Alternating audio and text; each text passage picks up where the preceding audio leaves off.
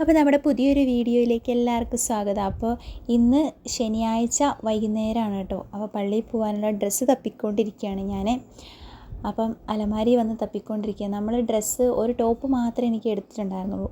അപ്പോൾ അതിൻ്റെ പാൻറ്റും ഷോളും ഒക്കെ എവിടെയൊക്കെയോ ഉണ്ടെന്ന് എനിക്കറിയാം, പക്ഷേ എവിടെയാണെന്ന് മാത്രം എനിക്കറിയത്തില്ല. അപ്പോൾ അത് കാരണം ഞാൻ അലമാരിയിലൊക്കെ വന്ന് ഇങ്ങനെ തപ്പുമായിരുന്നു. അപ്പോൾ അത് കിട്ടിയില്ല കേട്ടോ. പിന്നെ ആ തപ്പൽ അവിടെ ഞാൻ ഉപേക്ഷിച്ച്, ഞാൻ നോക്കിയിട്ടൊന്നും എനിക്ക് കണ്ടില്ല. അപ്പോൾ പിന്നെ ഞാനത് അവിടെ നിർത്തി. നമുക്കിന്ന് 10:30 കുർബാന രാത്രി പള്ളിയിൽ.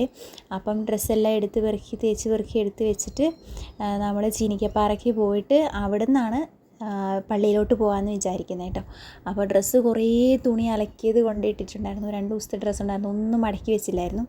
അപ്പോൾ അതെല്ലാം കുത്തിയിരുന്ന് ഞാൻ മടക്കുവാണ് കേട്ടോ. കുളിച്ചൊക്കെ കഴിഞ്ഞ് വന്നപ്പോഴത്തേക്കും, ഇനി വീട്ടിൽ പോകാൻ വേണ്ടിയിട്ടാണ് കുളിയൊക്കെ നേരത്തെ തീർത്തത്. കുളിച്ച് കഴിഞ്ഞപ്പോഴത്തേക്കും എനിക്ക് വയ്യാണ്ടായി. പിന്നെ ഈ ഡ്രസ്സ് ഇങ്ങനെ കിടക്കുന്നുണ്ടപ്പോൾ അതും കൂടെ മടക്കി വെച്ചേക്കാമെന്ന് വിചാരിച്ച് മടക്കി തുടങ്ങിയപ്പോൾ കുറച്ച് കഴിഞ്ഞപ്പോഴത്തേക്കും എനിക്ക് വയ്യാണ്ടായി. പിന്നെ ഉണ്ണീനെയും കുഞ്ഞാമീനെയും ഞാൻ വിളിക്കും കേട്ടോ. മടക്കി കൊടുക്കുന്നു മാത്രമേ ഉള്ളൂ ഞാൻ. അവരാണ് കറക്റ്റ് സ്ഥലത്ത് അവരുടെ പഴയ വീട്ടിലിടുന്ന ഡ്രസ്സൊക്കെ അവർ കൊണ്ടുവയ്ക്കും. എല്ലാവരും ഡ്രസ്സും അവർ കൊണ്ടുവയ്ക്കും. പിന്നെ ഞങ്ങളുടെ ഡ്രസ്സ് മാത്രമേ ഞാനെടുത്ത് വയ്ക്കുള്ളൂ. അവരാണ് എല്ലാം കൊണ്ടുപെറുക്കി അടുക്കി പെറുക്കിയൊക്കെ വെക്കുന്നത്. അതൊക്കെ അവർക്ക് ഇഷ്ടമാണ്. അവരുടെ മടക്കാനും അവർക്ക് ഇഷ്ടമാണ്. പിന്നെ ഞാനിന്നെല്ലാം ഇരുന്നപ്പോൾ അങ്ങ് മടക്കിയെന്ന് മാത്രമേ ഉള്ളൂ.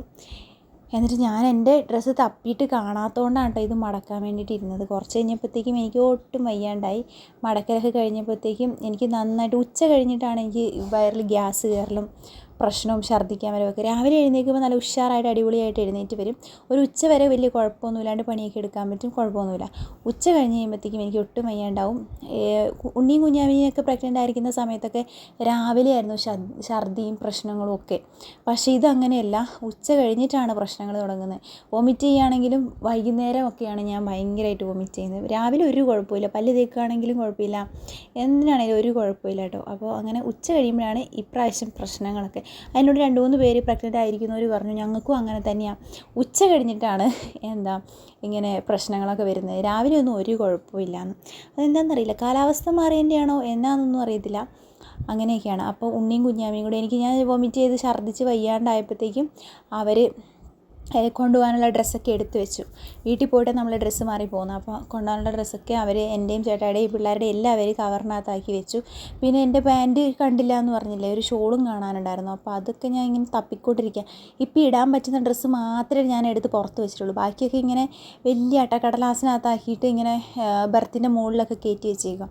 പിന്നെ ചേട്ടായി വന്നിട്ട് അതെല്ലാം കൂടെ വലിച്ച് താഴെയിട്ട് എല്ലാം തപ്പി പെറുക്കി എടുത്ത് നോക്കി. അപ്പോഴത്തേക്കും കണ്ടു കിട്ടി. എന്നിട്ട് പിന്നെ അതെല്ലാം നോക്കി പെറുക്കി നമ്മൾ വേഗം അടുക്കി പെറുക്കി വെച്ചു. എന്നിട്ട് പിന്നെ വേഗം വീട്ടിൽ പോകാമെന്ന് വിചാരിച്ചു. അങ്ങനെ നമ്മൾ വേഗം വീട്ടിലോട്ട് പോവുകയാണ് കേട്ടോ. വീട്ടിൽ ചെന്നിട്ട് അപ്പോഴത്തേക്കും കുറേ സമയം പോയി. ചേട്ടായി വരാനായിട്ട് കുറേ സമയം പോയായിരുന്നു. അപ്പോഴത്തേക്കും ഏകദേശം 6:30-7 മണി ആ ഒരു സമയമൊക്കെ ആയി. 10:30 കുർബാന. 10 മണിയാകുമ്പോഴത്തേക്കും കുർബാനയ്ക്ക് പോകണം. പിന്നെ അവിടെ ചെന്നിട്ട് അധികം സമയമൊന്നും ഉണ്ടായിരുന്നില്ല. ഞാനൊന്ന് കിടക്കണം എന്നൊക്കെ വിചാരിച്ചായിരുന്നു, പക്ഷേ അതിനൊന്നും സമയം കിട്ടിയില്ല. കുളിച്ചിട്ട് പോയത് കാരണം പിന്നെ കുളിക്കാനൊന്നും നിന്നില്ല. അവിടെ ചെന്ന് കുറച്ച് നേരം അവിടെ ഇരുന്നു. അപ്പോഴത്തേക്കും അവിടെ എന്നായിരുന്നു, ചക്കയും ചിക്കൻ കറിയും ഉണ്ടായിരുന്നു. അപ്പോൾ അതൊക്കെ എല്ലാവരും കഴിച്ചു. പിള്ളേർക്ക് ഞാൻ വാരി കൊടുത്തു. അപ്പോൾ എനിക്ക് ചിക്കൻ കറി ഒട്ടും പറ്റത്തില്ല കേട്ടോ. ബാക്കി എല്ലാം കുറേശ്ശെ വലിയ കുഴപ്പമൊന്നുമില്ല. ചിക്കൻ കറി എനിക്ക് ഒട്ടും പറ്റത്തേയില്ല. അപ്പോൾ അത് കാരണം ഞാൻ ചിക്കൻ കറി കൂട്ടിയില്ല. വെറുതെ ചക്ക കഴിയാനായിട്ടൊരു സുഖം ഉണ്ടായിരുന്നില്ല. അപ്പോൾ ചക്ക ഉണ്ടാക്കിയപ്പോൾ ചേട്ടയൊക്കെ ചിക്കൻ കറി കൂട്ടി അടിപൊളിയായിട്ട് ഭക്ഷണം കഴിച്ചു. ഞാൻ പിള്ളേർക്ക് വാരി കൊടുക്കുമായിരുന്നു കേട്ടോ. ഞാൻ കൊടുത്താൽ മാത്രമേ കഴിക്കത്തുള്ളൂ എന്ന് പറഞ്ഞാൽ അവരിങ്ങനെ നിൽക്കുമായിരുന്നു. അപ്പോൾ പിന്നെ എനിക്ക് എടുത്തേ കൂടി ഞാനിങ്ങനെ വാരി കൊടുത്തു. അപ്പോൾ എനിക്ക് കഴിക്കാൻ പറ്റാത്ത കാരണം പിന്നെ എനിക്ക് കുറച്ച് ചമ്മന്തി അരച്ചു തന്നു, മാങ്ങാ ചമ്മന്തി അരച്ചു തന്നു. പെട്ടെന്ന് സമയമില്ല താനും വേറെ കറിയൊന്നും വെക്കാൻ. അപ്പോൾ വേഗം മാങ്ങാ ചമ്മന്തി അരച്ചു തന്നു. പിന്നെ മാങ്ങാ ചമ്മന്തി കൂട്ടി ഞാൻ കുറച്ച് ചക്ക കഴിച്ചു കേട്ടോ. അധികമൊന്നും കഴിച്ചില്ല, തുള്ളി കഴിച്ചുള്ളൂ. പിന്നത്തേക്കും ആ ഭക്ഷണമൊക്കെ കഴിച്ച് കഴിഞ്ഞ് വന്നപ്പോഴത്തേക്ക് നമുക്ക് പള്ളിയിൽ പോകാനുള്ള സമയമായി. നേരത്തെ പോയില്ലെങ്കിൽ പള്ളിയിൽ കസേര കിട്ടത്തില്ല. അപ്പോൾ എനിക്കിപ്പോൾ ആണെങ്കിൽ നേരത്തെ ഇരിക്കാനും പറ്റത്തില്ല. അപ്പോൾ അത് കാരണം ഞാൻ കസേര കിട്ടാൻ വേണ്ടിയിട്ട് വേഗം 10 മണിയായപ്പോഴത്തേക്കും പോകാൻ വേണ്ടിയിട്ട് റെഡി ആയിട്ടോ. എല്ലാവരും എല്ലാം റെഡിയാക്കി കഴിഞ്ഞ് അവസാനമാണ് കേട്ടോ ഞാൻ റെഡിയായി. എല്ലാവരും റെഡിയായി കഴിഞ്ഞിട്ട് അവസാനമാണ് ഞാൻ റെഡിയായത്. പിന്നെ അങ്ങനെ ടോപ്പ് എനിക്ക് വലിയ അധികം പണിയൊന്നുമില്ലായിരുന്നു. ടോപ്പ് എടുത്തിട്ടു. പിന്നെ ടോപ്പ് ഇട്ടിട്ട് കൈയൊക്കെ ഭയങ്കര ലൂസ് ചെയ്തു. ഈ ഡ്രസ്സ് ഞാൻ മേടിച്ചിട്ട് ഒന്നും ചെയ്തില്ല കേട്ടോ. ഭയങ്കര ലൂസായി കിടക്കുക, കൈയൊക്കെ ഭയങ്കര ലൂസായി കിടക്കുക. അപ്പോൾ ഈ ഡ്രസ്സ് ഇടുമ്പം കുറച്ച് വയറൊക്കെ ഇങ്ങനെ കുറച്ച് അറിയാനൊക്കെ ഉണ്ട്. അപ്പോൾ അങ്ങനെ പിള്ളേരെ 2 പേരെയും ആദ്യം തന്നെ ഒരുക്കി സെറ്റാക്കി. പിന്നെ ഞാൻ എന്തോ ഒരു അൽക്കുലത്ത് പരിപാടി ചെയ്തുകൊണ്ടിരിക്കുക മുടിയിൽ. ആ മുടി ഞാൻ ഉണ്ണിയുടെ ലാസ്റ്റാണ് കേട്ടോ കെട്ടിയത്. അപ്പം അതെല്ലാം കെട്ടി സെറ്റാക്കി പോവുകയാണ് കേട്ടോ. പിന്നെ വേഗം വീട്ടിൽ നിന്ന് ഇറങ്ങി പോവുക. എല്ലാവർക്കും കസേര ഇരിക്കാൻ പറ്റുള്ളൂ. മമ്മിയാണെങ്കിലും കസേര ഇരിക്കത്തുള്ളൂ, ഞാനാണെങ്കിലും ഇപ്പോൾ കസേര ഇരിക്കത്തുള്ളൂ. നമുക്ക് വയ്യ എന്ന് വിചാരിച്ച് ആരും നമുക്ക് കസേരയിൽ നിന്ന് മാറി തരുമൊന്നുമില്ല. അവരവിടെ ഇരിക്കുന്നവർ അവിടെ ഇരിക്കത്തുള്ളൂ. നമ്മൾ പിന്നെ പുറത്തു പോയി ഇങ്ങനെ നിൽക്കണം. എനിക്ക് പിന്നെ പുറത്ത് നിൽക്കാനും പറ്റത്തില്ല, കാലിന് പ്രശ്നമുള്ളത് കൊണ്ട് നിൽക്കാനും പറ്റത്തില്ല. അപ്പോൾ കസേര ഇല്ലാതെ രക്ഷ. പിന്നെ തിരിച്ചു പോരേണ്ടി വരും. അപ്പോൾ പിന്നെ നമ്മൾ വേഗം പോയി പള്ളിയിൽ പോയി ഈസ്റ്ററിൻ്റെ കുർബാനയൊക്കെ കഴിഞ്ഞ് ഈശോ ഉയർത്തെഴുന്നേറ്റു. പിന്നെ നമ്മൾ എല്ലാവരും പോയി കഴിഞ്ഞപ്പോൾ നേർച്ച ഇടാൻ വേണ്ടി പോയതാണ്. ഈശോയെ മുത്തും വേണമല്ലോ, അങ്ങനെ നേർച്ചയൊക്കെ ഇട്ടു. ഈശോയെ പുറത്തെടുത്ത് വെച്ചിട്ടുണ്ടായിരുന്നു. പിന്നെ കല്ലറ ഉണ്ടാക്കിയത് പോയി കാണാൻ വേണ്ടിയിട്ട് കുഞ്ഞാമിയും ഉണ്ണിയും കൂടെ ഫ്രണ്ടിലായിരുന്നു. ഉണ്ണിയുടെ കൂടെ ഫ്രണ്ടിലാണ് നിന്നത്. അപ്പോൾ കുഞ്ഞാമിക്ക് നന്നായിട്ട് കാണാൻ പറ്റി ഈശോ ഉയർത്തെഴുന്നേറ്റ് വരുന്നതൊക്കെ. അടിയിൽ നിന്ന് ഇങ്ങനെ പൊന്തി വരുമ്പോൾ ഒരു പുകയൊക്കെ വന്നായിരുന്നു.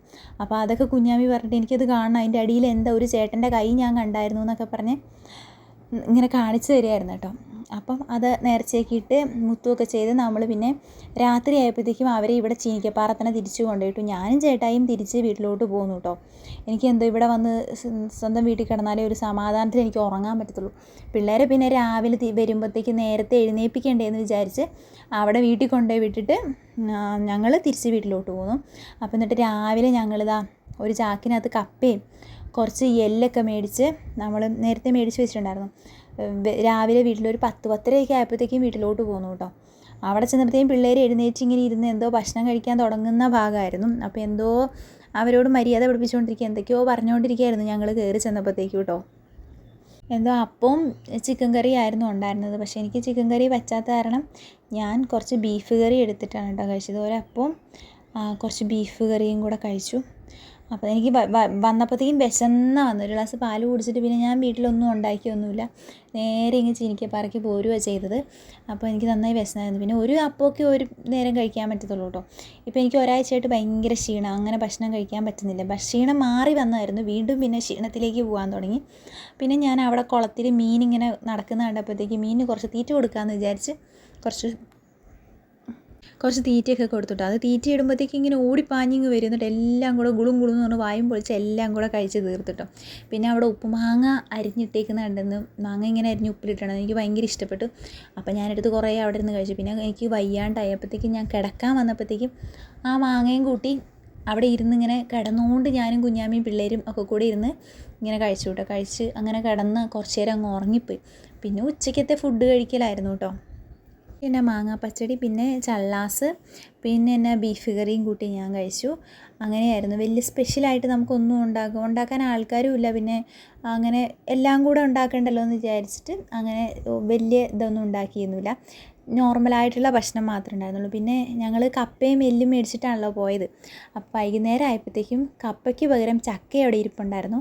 അപ്പോൾ ഇതുവരെ കഴിച്ചിട്ടില്ലായിരുന്നു, ചക്കയും എല്ലും വെച്ചിട്ട് ചക്ക ബിരിയാണി കഴിച്ചിട്ടില്ലായിരുന്നു. അപ്പോൾ എന്നാൽ വിചാരിച്ച് കപ്പ മാറ്റി എല്ലിൻ്റെ കൂടെ ഇട്ടിട്ട് ചക്ക പുഴുങ്ങിയെടുക്കാമെന്ന്. അപ്പോൾ അങ്ങനെ പുഴുങ്ങിയിട്ടോ. വലിയ കുഴപ്പമുണ്ടായിരുന്നില്ല, ടേസ്റ്റൊക്കെ ഉണ്ടായിരുന്നു. പക്ഷേ എനിക്ക് കപ്പ ഇട്ട് പുഴുങ്ങിയത് ഒന്നും കൂടി ഇഷ്ടമായത് കേട്ടോ. അങ്ങനെ നമ്മൾ അതെല്ലാം കഴിച്ച് കുറച്ച് എടുത്തുകൊണ്ട് പോന്നു ഇവിടുന്ന് കഴിക്കാൻ വേണ്ടിയിട്ട്. പിന്നെ നമ്മൾ കൊണ്ടുപോയ തുണിയെല്ലാം പെറുക്കി കെട്ടി വാരി കെട്ടി നമ്മൾ തിരിച്ച് വീട്ടിലോട്ട് പോരുകയാണ് കേട്ടോ. അപ്പം ഈസ്റ്റർ ആഘോഷം ഇങ്ങനെയൊക്കെ ആയിരുന്നു. ഈ പ്രാവശ്യം വീട്ടിലൊന്നും ചെയ്തില്ല, നേരെ നമ്മൾ ചീനിക്കപ്പാറയ്ക്ക് പോരുകയാണ് ചെയ്ത്. ഫുൾ ഭക്ഷണവും എല്ലാം അവിടെ തന്നെയായിരുന്നു കേട്ടോ. ഇതൊക്കെയായിരുന്നു നമ്മുടെ ഈസ്റ്റർ ആഘോഷമേ.